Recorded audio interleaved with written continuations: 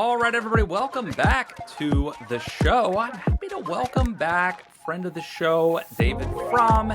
He's a staff writer at The Atlantic. He's the author of Trumpocalypse and many, many other great books. He is a man who needs no introduction anywhere in the civilized world. David Frum, good to see you. Thank you. I wanted to have you on. You know what? Someday I want to have you on and do This Is Your Life. I want to go through what was David Frum doing in the 1980s? What was David Frum doing in the 1990s? Let's do that. But today I want to just run by some random things. Some of these questions come from my friend Jamie Weinstein, who used to ask these questions at the end of his eponymous podcast, and some of them are a little different. But let's just start with this. Who is somebody who disappointed you the most during the Trump era? Like someone that you maybe had a lot of respect for, they became Trumpy, and it surprised or disappointed you? Well, that's interesting. I'm ready with some answers of people who impressed me, but who went Trumpy who I did not think would? I think the leaders of the Washington think tank world. I mean, why do think tanks exist? What's the point of them? It's to keep alive sets of ideas for when they're useful. And politics is driven by the immediate, by crisis, by the urgent. And so at enormous expense, the Heritage Foundation spends something in the vicinity of $100 million a year or more. The American Enterprise Institute, $80 million a year or so. I mean, probably you're looking at an enterprise that probably spends $500 million collectively every presidential term. So the whole point is for you to say, okay, I know right now there's a protectionist mood. We're going to remind you why free trade is important. Right now there's a mood of impatience with allies. We're going to remind you why alliances are important. We're going to remind you why peace through strength is a conservative view. And we're going to stand up for certain values, and we're going to provide homes for people who are doing work that is not in keeping with the ebb and flow of the time. And they just, some institutions are better than others, but by and large, the whole point, the keepers of the flame just, doused the flame and went out into the highway and chased after whatever the crowd was chasing. So I think that was pretty disappointing. And we've now seen Heritage turn into a full-time shop promoting the ideas of Viktor Orban and even defending Vladimir Putin, or at least opposing those who want to stop Vladimir Putin. That's very disappointing. Yeah, a while back, Eric Erickson had written something about this problem, and I guess it was the chief of staff for the president of Heritage went on Twitter and criticized Eric and basically said, I'm paraphrasing, but said something to the effect of, the problem with conservatives like Eric are they talk about free markets and limited government as if these things are an end to themselves. It's all about the American family. We need to quit talking about limited government. It's a good thing, but it's not the focus. And then somebody put up literally the mission statement of the Heritage Foundation to this day begins with, like, again, paraphrasing, but it's like free markets, limited government. They have clearly.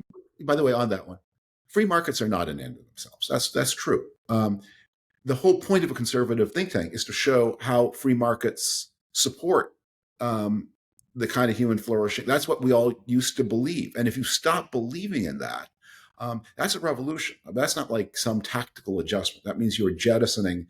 And then the question is, who are you really and what do you believe in? And you're obviously driven by a donor base that has moved to new kinds of ideas, but that means you're betraying who you. That's why I'm disappointed. Okay, present company excluded. Who impressed you during the Trump era? Yeah. So I won't make invidious comments about individuals we know personally. I would say in general, during the Trump era, we saw that the Trump's attempts to suborn the federal judiciary and the U.S. military massively backfired. That Trump had this idea, and this is one of the reasons he will be more dangerous should he make a comeback. He assumed that because he increased the military budget and because he liked violence and cruelty, that the generals would do what he wanted. And then he discovered that how deeply committed the U.S. military is to the constitutional order and to the U.S. alliance structure, and that the upper branches, the upper reaches of the military are some of the most worldly and sophisticated people. They're the people who are most likely to speak a foreign language. They're the people who are most likely to know people in other countries. The people who are most likely to have lived abroad for extended periods of time. And they know why the U.S.-Japan relationship is important, why the U.S. relationship with European partners is important. And Trump was startled. He won't repeat that mistake. And he usually, when he made his wild claims about the powers of the president, he was checked again and again by the courts. The Supreme Court right now is being very cautious. They pretty clearly don't want to deliver any anti-Trump messages before the election. That's one of the reasons the election is so important, because there is enormous consequence waiting for him on the other side of the election. But I think the Supreme Court has said, don't look to us to save American society before the election. That's going to be on somebody else. The courts in that one respect do follow the Homer Simpson rule. Can't somebody else do it? That's right. That's when he started a garbage collection company, right? That was his, and that's through the Trump era. That's been the view of like the Republican members of Congress, the federal judiciary. Can't somebody else do it? But in general, look, when a case has come before them, the federal judiciary, and it's punished all the January 6th insurgents the way they should be punished. So one thing that I've been wondering for years now, that's a curious question, is, was Rudy Giuliani always crazy, or did something change? Something changed. I was at the Manhattan Institute in the 1990s, and so I had exposure to him. And I volunteered on his presidential campaign in 2007, which is a line in my resume that I probably should strike, but history is history. So he had many maladaptive tendencies. He had many bad qualities, always, but they were adaptive to the 1990s, and they were maladaptive later. And then, the alcohol is clearly a factor. And I don't know to what extent alcohol affected him in the 1990s, but it clearly affects him much, much more now. And it's really changed and degraded his judgment and character and put him into situations where he just shouldn't be. But so in the 1990s, he was always a combative and unpleasant person, but he took on things in New York City that needed to be taken on. And you needed to make New York work. And it wasn't all his own doing. And he was very envious of the people who he should have gladly shared credit with, the police chiefs, and of course his successor, Mike Bloomberg, who continued many of the same policies and had even more success with them than Giuliani had. But yeah, I think that is a case of a personality just collapsing on itself. What are some issues or ideas that you've changed your mind about over the years? So one big and one little. So I was born in 1960. I was a very young person in the early 80s, and I graduated from college in 1982, the year of what was then probably the worst recession in the United States since the end of the Second World War. For the next 25 years of my life, from 1982 to 2007, in the United States, there were two brief recessions and no inflation. For a quarter of a century, it looked like we collectively had figured out the big questions of economic management, and that a lot of the things that had been built in the New Deal to discipline market flows weren't necessary. And so for me, 2007-8 was really a shock. I have a business life too, and my family business was in the financial markets, and we were mercifully not hurt by it. But in the fall of 2008, when there were days when General Electric couldn't get credit. If we'd needed credit, we certainly wouldn't have gotten credit. And you realize, okay, this is 1931. This is what it looks like. And I thought that this kind of thing had been banished, and I had a quarter of a century of experience and good reason to believe that we had tamed these cycles. And it turns out, no, that the risks of instability to the system are there, and we need those institutions. That's probably the biggest thing I've changed my mind about is understanding, coming to understand why things like, why it's a good idea to have a pretty generous system of social insurance so that you put a floor under people's incomes. Why the government needs a lender of last resort. I remember talking to a group of young libertarian types around Christmas time of 2008, and we were talking about the Federal Reserve and the U.S. government's interventions in the markets. And people now forget how much of this was done by George W. Bush and not by Obama. And they were angry about it. And I just sort of walked them through what was happening. Would you really let every bank in the United States go under? Do you have any idea what that would mean? And finally, one of them said, well, I guess it's a good idea, that it's a good thing that libertarians weren't in charge, because we wouldn't have been able to save the day. I said, if you have a philosophy that is not useful in an emergency, it says, it's a good thing we're not in charge when there's real trouble, you need to revisit your philosophy. You want to have a philosophy where it is a good thing if you're in charge during an emergency. So that's one thing. The second thing I would say is, and this relates to some conversations we've had in the past, is I used to be very strongly opposed to gay marriage, because I was very worried about the stability of the family, people having children, connecting men and women deeply. And I thought you needed to, anything that detracted from the stability of the marital bond was really a dangerous thing, especially at a time when families were becoming more fragile. In retrospect, I feel about that like the room was getting colder and I was banging on the thermostat. But the thermostat was not the problem. The room was getting colder for other reasons. The thermostat was just measuring what was happening. And that what I was doing here was taking a group of people who were a pretty small number and pretty pro-social in most of their attitudes, and making them the cause of something that had much deeper causes. And while I continue to worry about the stability of marriage and the stability of the family, I think that you have to pay attention to why the room's getting cold and not hammer on the thermostat. And I guess at this time you were probably in similar circles with Andrew Sullivan, right? Yeah. Who was making the pro. He was arguing that gay marriage is actually a conservative good, or it's an institution that would be beneficial. I did like a 10-round debate with Andrew on the Slate website. I'm sure it exists somewhere. In the early days of the internet, where there wasn't video or anything like that. And we went through a lot of rounds, and I made this case and said that this is about stabilizing the family. But you know what? Gay marriage is the gay marriage was not legal at the time when the descent of the stability of the American family was most steep. And so I think it just generally, I think one of the ways I've changed my mind is I think I was very influenced in my 20s. I didn't feel this personally, but I was influenced in my 20s and 30s by the tendency toward apocalyptic thinking. That is a very pronounced feature of conservative culture. Ronald Reagan's famous speech in 1964 is all about how we have like 5 minutes left to save the United States. Paul Ryan's tipping point speech in 2011, I think, about how we're going to reach a tipping point. And I realize I now completely reject that way of thinking. There is always something you can do. It is never 5 minutes to midnight. Hope is never gone, and the job of politics is never over. And I shouldn't say never, because there are, June of 1940. I mean, there are moments where all could be lost if the wrong decision is made. But most of the time, when you lose, even if you lose something that you care about a lot and think is really important, dust yourself off, get back in the game. You'll win the next one. It's not, the world is not, in fact, ending. It is not 5 minutes to midnight. There are no tipping points, or there's so many tipping points that no matter how important any tipping point is, there's another tipping point that's coming after that, and you can tip it the other way.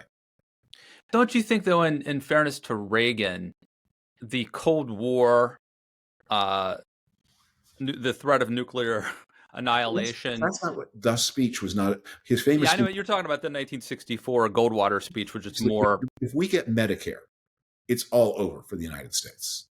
And he was, and we got Medicare, and it wasn't all over for the United States. And Medicare has many defects of program design. If you're doing it all over again, you do it a little differently, and it certainly needs some important reforms from a free market point of view. But it wasn't all over. It was not taking the path to slavery to have Medicare, even if it was inadvisable. I know you've been reading Max Boot's forthcoming book. I think it's out in September, hoping to have him on this podcast to talk about it. He has a book coming out about Reagan. Has this given you any thoughts or reevaluation of Reagan? Yeah, well, I'm only about a third of the way through it, and not yet at the presidency. So for me, there have been no sort of change my mind revelations, but it is an incredibly impressive work of biography because Reagan never made his interior life visible to others, not even his own wife, to whom he was so close. He defeats biographers, and in the case of Edmund Morris, he famously drove his biographer insane. Morris was a very, very good biographer, but what he is a specialist in is interiority. The inner, like, that's what he did with those great books about Roosevelt, the inner man, the man below the politics. And with Reagan, that guy is inaccessible. I mean, he obviously must have existed, but he's just inaccessible. And if that's what you do as a biographer, you're going to be driven mad. And so Max has done, and he's also done, and this is going to be a real gift to future generations. As the Reagan people faded out of the picture, he interviewed something like 100 people who knew Reagan in ways big and small and got them on the record before it was too late. And that's a great gift. That's awesome. I was blessed. I got to become friends with Lynn Nofziger before he passed away. And Lynn Nofziger was like an old Reagan aide going back. He had been a reporter. He became a Reagan aide when Reagan was running for governor of California. And then when when Hinckley shot Reagan and also his press secretary, Lynn Nofziger ended up delivering those briefings from George Washington University Hospital. So I ended up late in his life. We actually became friends and used to have breakfast. But he's been gone now for at least 10 years, maybe probably 15. So it's I'm glad that Max is doing that. Who is the historic figure that you admire the most? Well, I used to answer this question with Alexander Hamilton, because there was a period when I started saying this, it was before Hamilton got cool. Right. I would say this in 1988, people would like roll their eyes. Now, the case I would make for him is understood through the medium of that very impressive musical. I mean, certainly of the American founding generation, he's the one I've always found the most interesting and personally sympathetic. Some of the answers are obvious, but I think I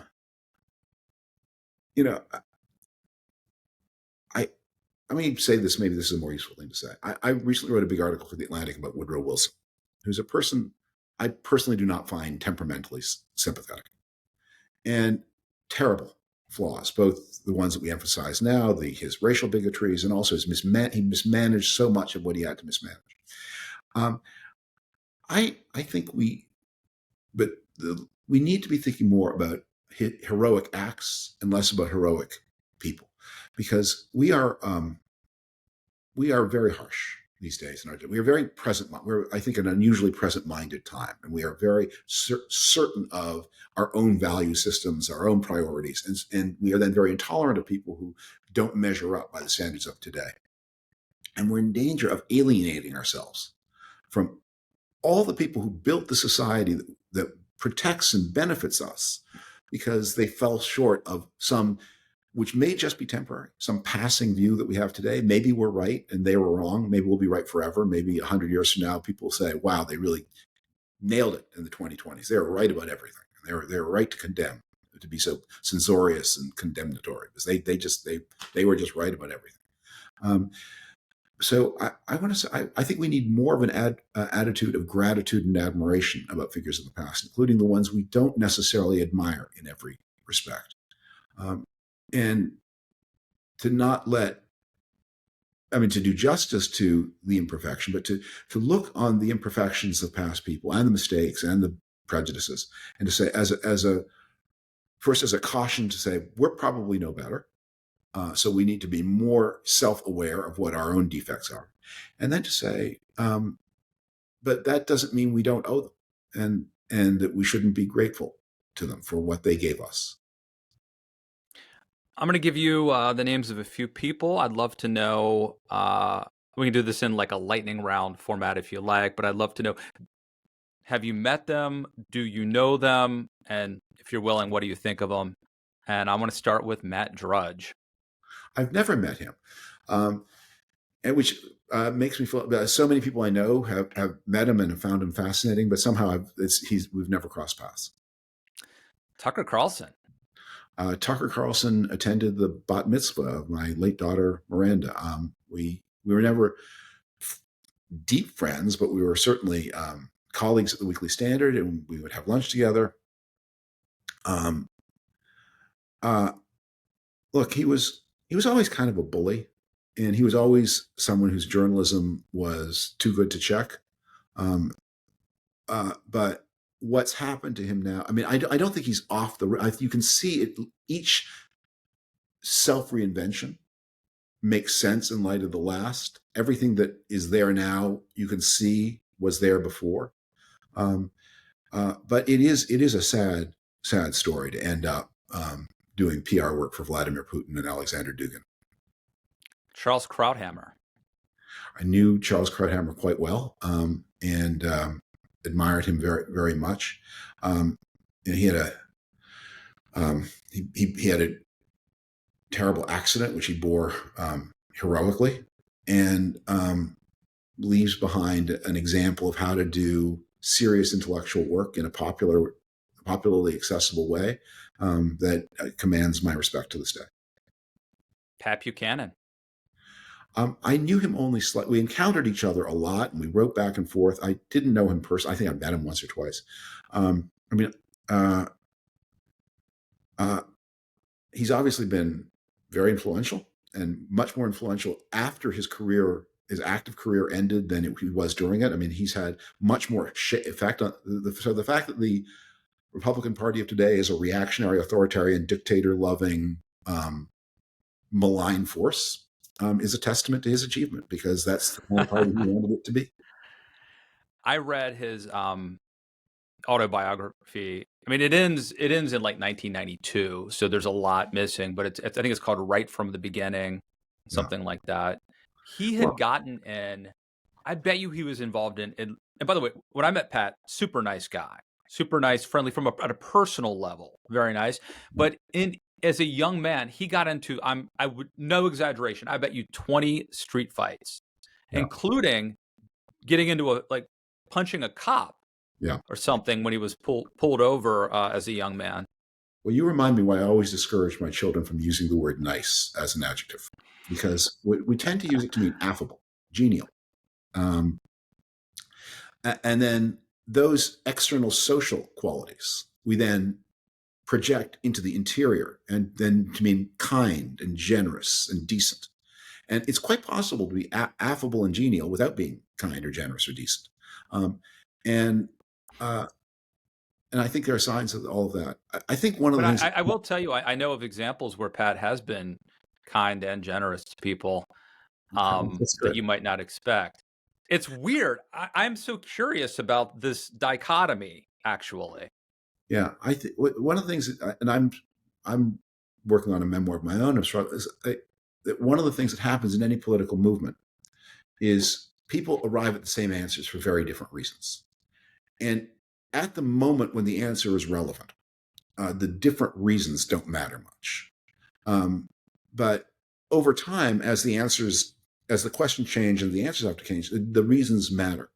And so those of us who came to conservative politics because we cared a lot about human rights and human dignity and human liberty all over the world, found ourselves working partnership with people who had a pretty narrowly nationalistic view of the United States. And because the Soviet Union was a problem in both respects, that there was a lot of cooperation. Then we move on, and we're dealing with Vladimir Putin's Russia, which is not an ideologue. Well, in fact, it is kind of an ideologue, because it also, obviously, I would have said 5 years ago, not an ideologically attractive challenger, but it clearly has a lot of sway.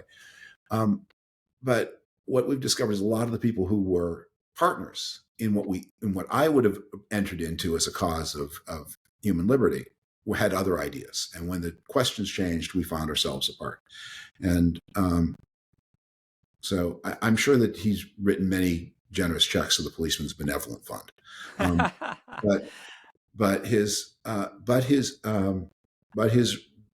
He has had the second career as moving the Republican Party into a force that once supported human freedom and now tends to be hostile to it. I'm tempted to talk a lot more about Pat because I find him very fascinating, but let's move on. George W. Bush. Yes. well, obviously I worked for him.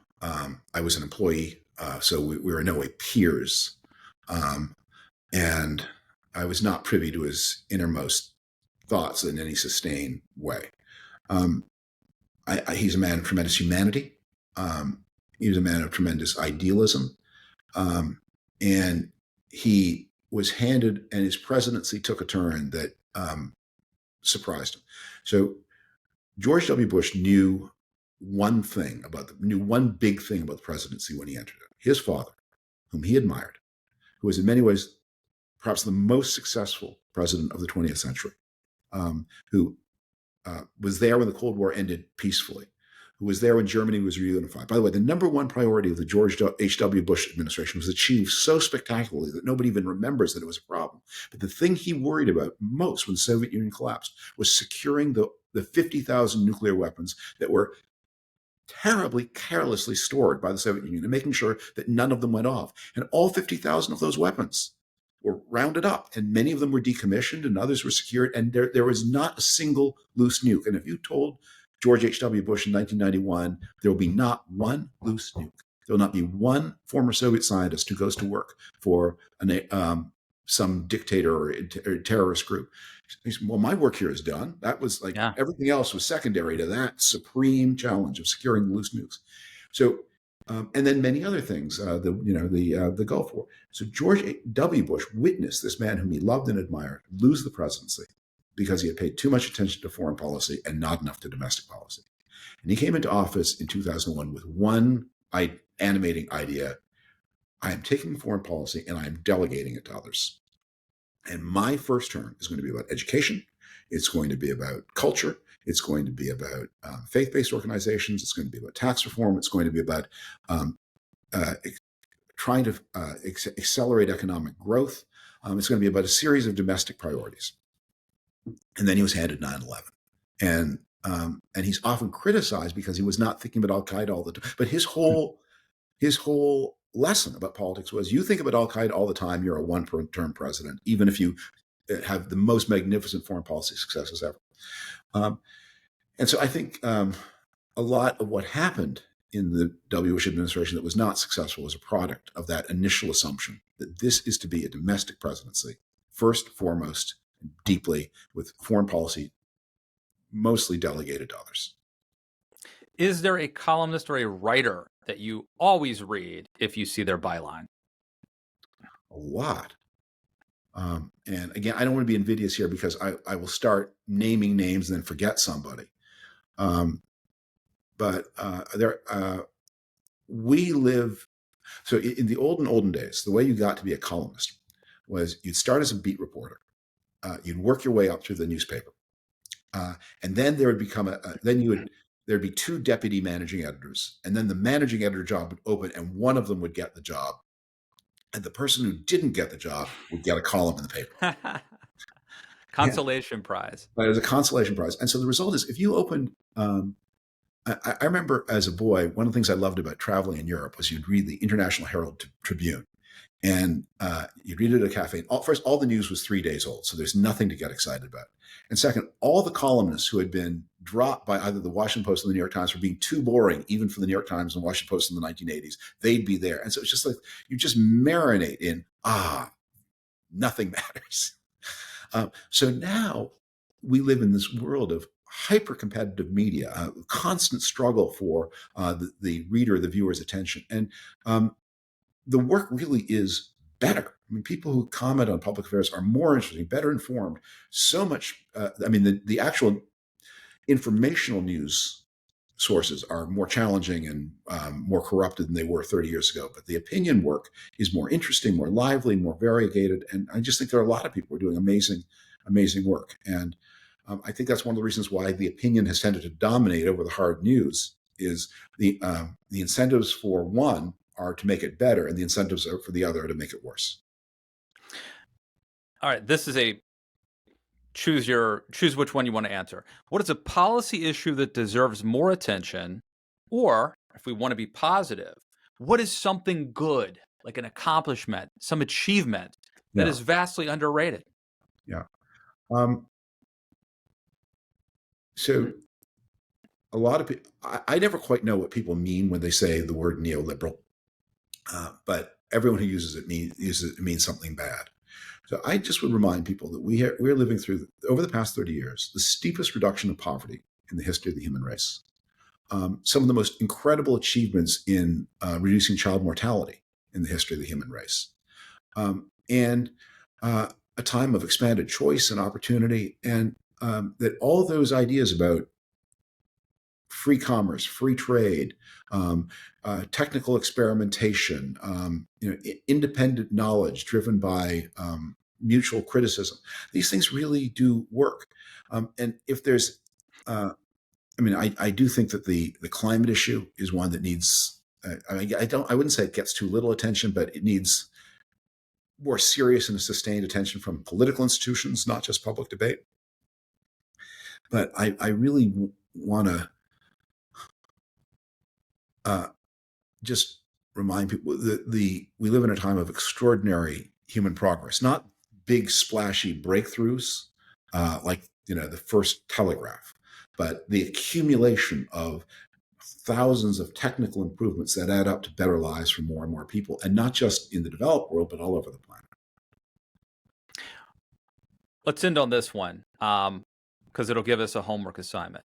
What are 3 books that most shaped your worldview? Most shaped it. So these are books that I read when I was young. Probably.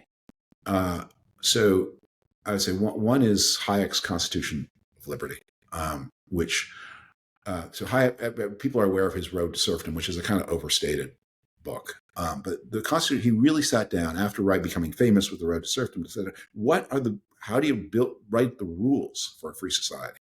And it's a much more moderate book than the Road to Serfdom. And the Road to Serfdom that basically thought that what Clement Attlee was doing in Britain, which again, much of it inadvisable, nationalizing industries and too many controls, but was leading Great Britain to become a slave state the way the Soviet Union was, or Nazi Germany had been. And so it was over-torqued and over-dramatic. But in the Constitution of Liberty, he really set out to, what would a free society look like? What are the basic animating principles? And one of the things that he realized is you could have quite a lot of social insurance.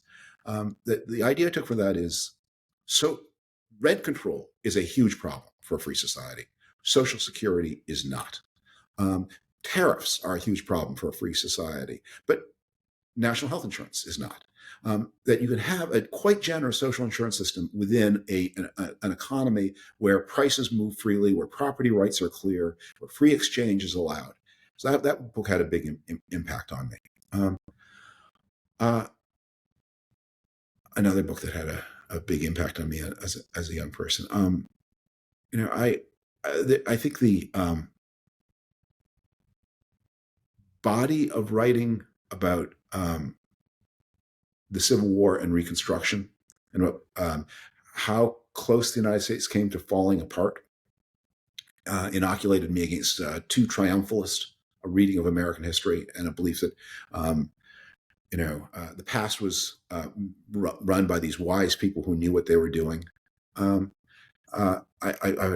would be hard pressed to pick up a single book on that topic. And a book that has had a recent impact on me was, and this is going to be sensitive, a book by Adam Tooze called The Wages of Destruction, about the German economy in World War II. So this is a pretty recondite topic, and it's a pretty chewy book. But one of the things that it becomes clear as you read it is the extraordinary strength and power of the free market economies of Great Britain and the United States in the 1930s, and their latent capability, which was disguised from the world by the Great Depression and by their mood of self-doubt, and that one should never lose faith in the deep power of free societies, and when they are competing with Nazi Germany, the Soviet Union, and now against China, that these power societies have enormous latent strength, and we shouldn't allow ourselves to be deceived by the ebb and flow of contemporary politics. Amen. All right. Some books to chew on to get. Anything you want to leave us with, David? That was great. I want to mention one thing about the latent strength, because the disruptions on campus in the spring have led many people to worry about what's going to happen at the conventions this summer. Yes. and I did do some work on this, talking to the planners of this, um, where you have clear rules firmly enforced. There are always a small number of extremists, radicals, and professional criminals who will take it on, but most people who want to make their voices heard will understand where the rules are clear and clearly enforced. They keep out of the way, and they defer to the rules. But it's a democratic society. You know the rules are just. And so I am optimistic that while we will see, as we should, vigorous protest and free speech around the conventions, that we will not see violent disruption of the work of the conventions, because the police forces are adequate to the job, and most people have enough respect for the workings of democracy to say, okay, if there's an area here where there's shade and water and play and TV cameras, and I can say my message in a lawful First Amendment way, I do not need to break the law and attack a police officer or put a brick through a window. And I'm sure Trump would love nothing more than for the Democratic convention to be like, what was it, the 1968 Democratic convention in Chicago? But I was at the 2004 Republican convention in New York City at the high watermark of anti-Iraq war protests, and there were thousands of protesters there. 1,800 people were arrested, but the work of the convention was respected, and was effectively policed, and those who did not want to respect the work of the convention were held at bay. And we went on to have democratic choice the way we should. Amen. Well, here's hoping that you're right. I think you will be. David Frum, always a pleasure. Thanks for coming back on. Bye-bye.